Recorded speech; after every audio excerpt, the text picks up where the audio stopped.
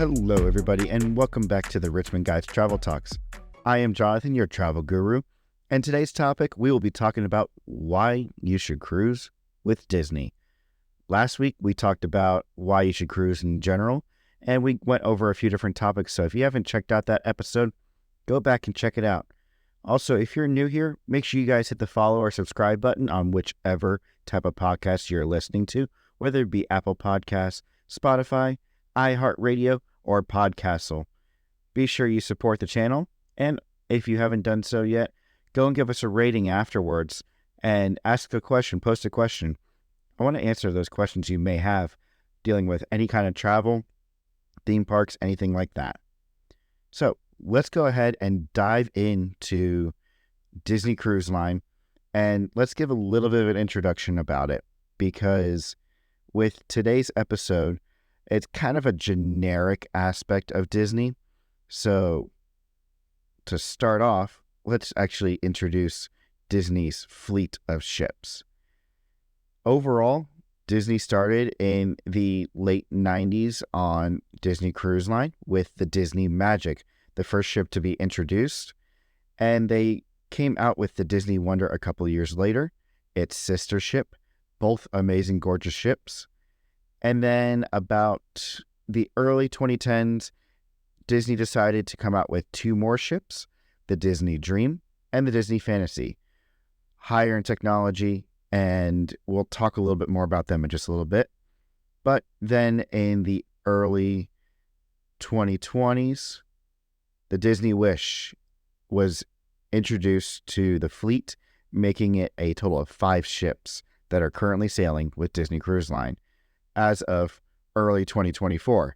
Now, in late 2024, they will be introducing the Disney Treasure, and in 2025, the Disney Destiny.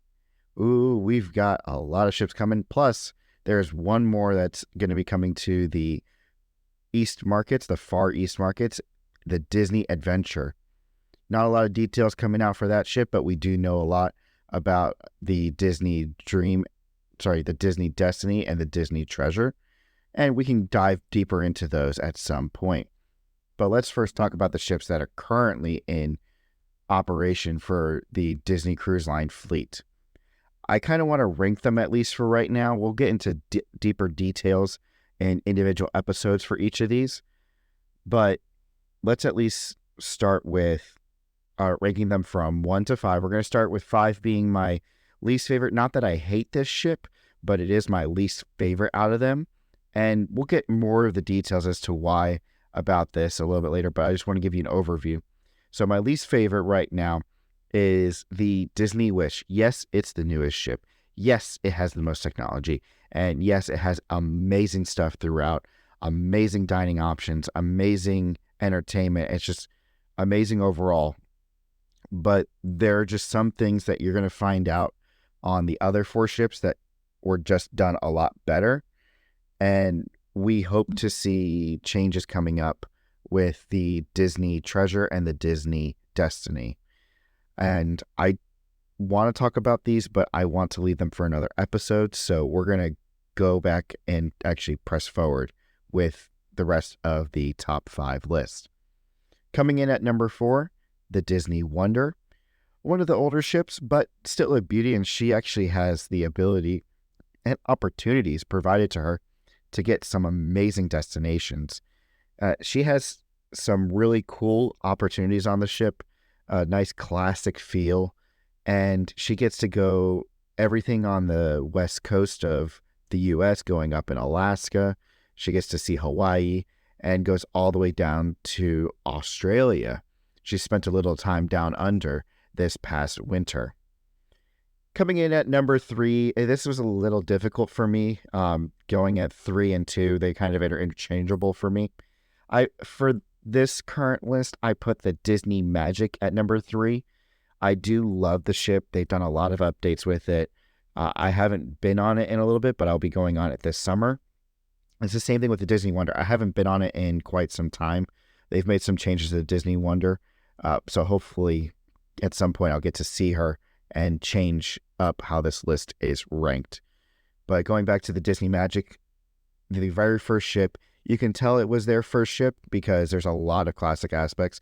Now they have made some renovations to it to make it a little bit better and included things like the Aqua Dunk slide on the Disney Magic and a few other updates as well, which I'll have a whole episode on the Disney Magic and Disney Wonder. Going in at number 2 is the Disney Dream, one of the newer ships, still in the middle of the pack of age-wise, but with the Disney Dream, they brought a lot of technology, new styles, still have that classic flair of the Disney Magic and Wonder, but bringing it anew in a bigger way and increasing the size of everything while still keeping the traditional magic of the Magic and Wonder. And it's the same thing with my number 1 Disney Fantasy.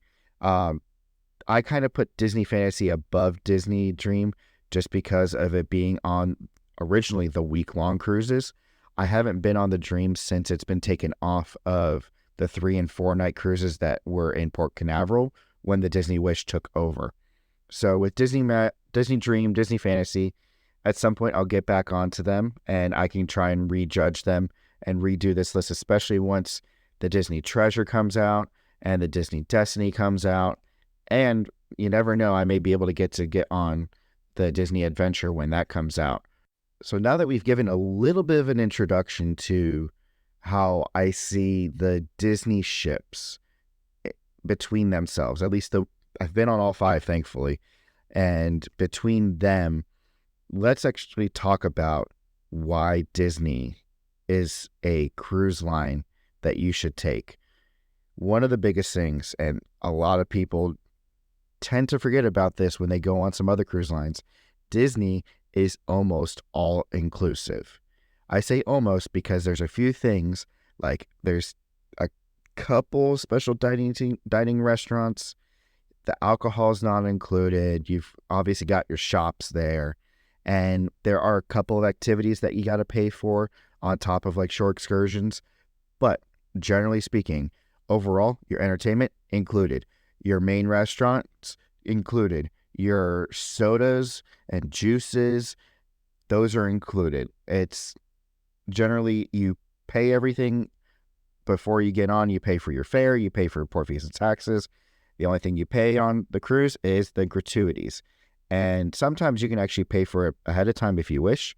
But I personally wait until we get on the trip because then you can go and change it and make it higher if you so choose. And we can talk more about the details that are included on each of the ships, as I mentioned earlier, when we have each ship has their individual episodes. Now, every single ship, every single Disney ship has a slide, whether it be a kiddie slide or it be one of the bigger slides.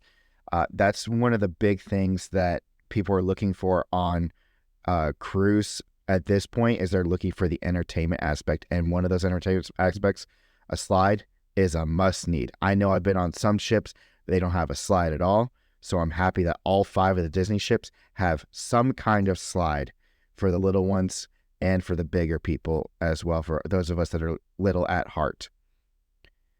Something else that they have on every single Disney ship, every single night, every single day, are different shows.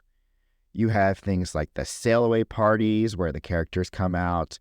You have a pirate night and you get to dress up and be like a pirate and have the only fireworks at sea. Something pretty cool that we can talk about a little bit more at some point in the near future. They also have Broadway style shows on every single ship, and you have it almost every night. There's a different show depending on your itinerary. Your 3 and 4 night itineraries, you have your 3 shows. You have an opening show, you have a mid show, and a closing show. It depends on the ship, and when we talk about each ship, we'll go into those details. Now, something I briefly mentioned earlier is dealing with the dining on Disney Cruise Line. With Disney Cruise Line, their dining is not the same as you find on every other cruise line. They have what's called rotational dining. If you haven't heard of it, it is an amazing concept. You get to go to one restaurant one night, you get to go to another restaurant the next night, and you get to go to a third restaurant on the third night, and it rotates between them. And the best thing yet, You get to meet your wait staff, the dining team on the first night, and they get to rotate with you through all 3 restaurants. Some of these restaurants you'll have more than once. You'll have different menus at different restaurants, different entertainment in each restaurant, but the dining team stays the same. So they get to know you. They get to know your kids. They get to know your family. They get to know what your likes, your dislikes. And even coming in on the second night, they already have your drink sitting there waiting for you. I can tell you from experience that we have met some dining staff over the years that we've actually gotten to see them on multiple cruises because they get to stay with Disney and do contract after contract after contract after contract. And they really do get to know you and make it feel like family. And I did mention before, 3 different restaurants. Each ship has a little bit different flair for each restaurant, and we'll get into the details of those. One of the things that I do want to mention, at least in this episode, is that you do have a fancier restaurant, and then you have some of your more classic restaurants that each have their own themes to them. There is also the specialty restaurants. I did mention these are an extra charge. On every single cruise ship, there is the Palo restaurant. It's an adults-only restaurant, and we can get a little bit more into this when we talk about it on another episode, but it is a delicious meal and something that you should definitely try at some point. And if you are a platinum member or higher, you can get a certain amount off when going into this restaurant. There's other ones like Enchante and Remy, and we can get more into those as well with their themings and their designs when we actually talk about these in a future episode. One of the other things that I want to mention of going on a Disney cruise is the Disney touch. It's just something that when you go on Disney Cruise Line, you will see it, you will know it, the Disney touch. When Disney was designing these cruise ships, they actually kept in mind the classic cruise liner feel. If you ever seen a picture of Walt and Lily walking on the deck of a cruise liner when they had their one trip that they had to Walt just had to get away from everything, they tried to keep that feel when they designed the Disney magic, the wonder, the dream, the fantasy, and the wish, having that hull. And you can just see the Mickey colors when they actually designed it, and they got special permission from the U.S. Coast Guard on being able to have yellow lifeboats instead of having the orange ones that everybody else has. And so you've got Mickey colors, the black, the red, the yellow, and also the white as well for his gloves.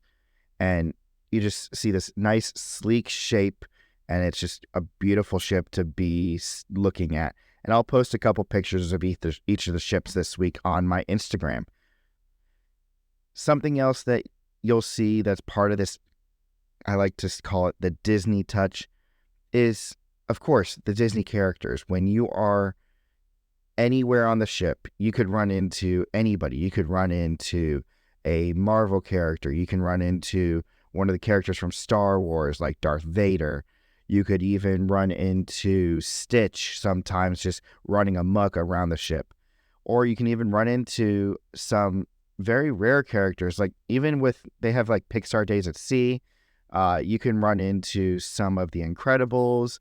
I have seen some pictures of Edna Mode popping up on the ship, and it's just amazing the characters that you can find throughout the ship, and they get to interact with you. You got your face characters.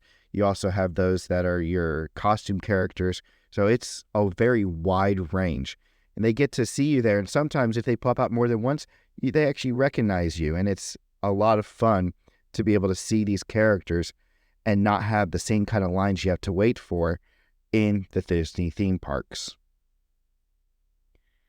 The last thing I want to mention with this Disney touch, and it's something that we found on every single Disney ship. When I mean we, I mean my family and I, because I've done a lot of cruises with them on this. One of the biggest things we find is the guest experience.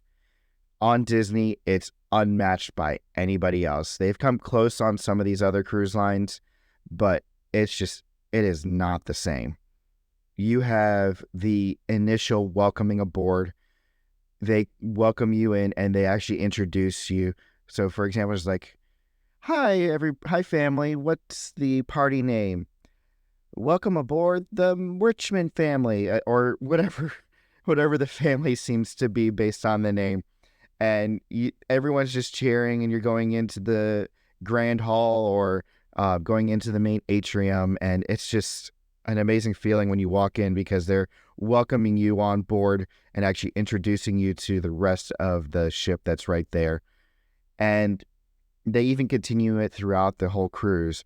That the staff gets to know you, and they even, some of them are just amazing in the way that they get to say goodbye, from the dining staff to your stateroom host, all the way to just the entertainment staff. It's amazing what they do on Disney, and I can get into more detail on this, but I will continue to rattle on. And I hope to be able to bring some of this visibly for you over this next summer.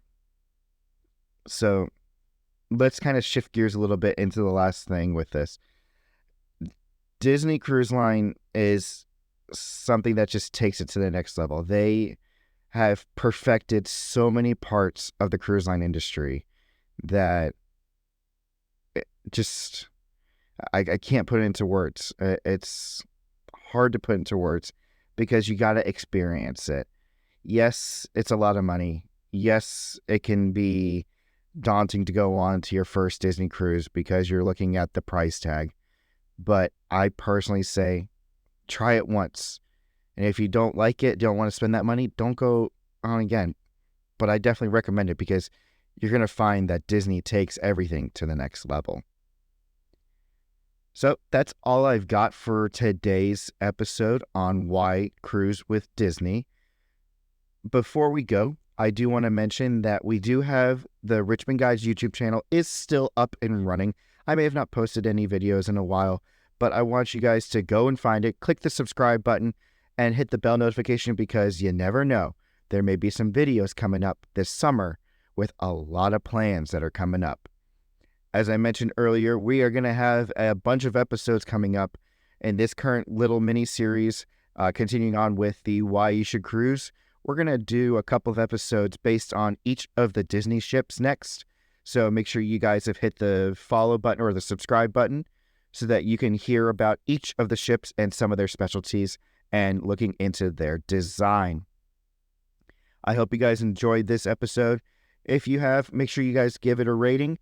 And also be sure you put a comment down in the rating section, or if you have a question at all about any ship, any cruise, anything at all, anything dealing with travel, feel free to leave it down there and I will respond to it in the next episode, or I'll send you out a message in order to reach out to you.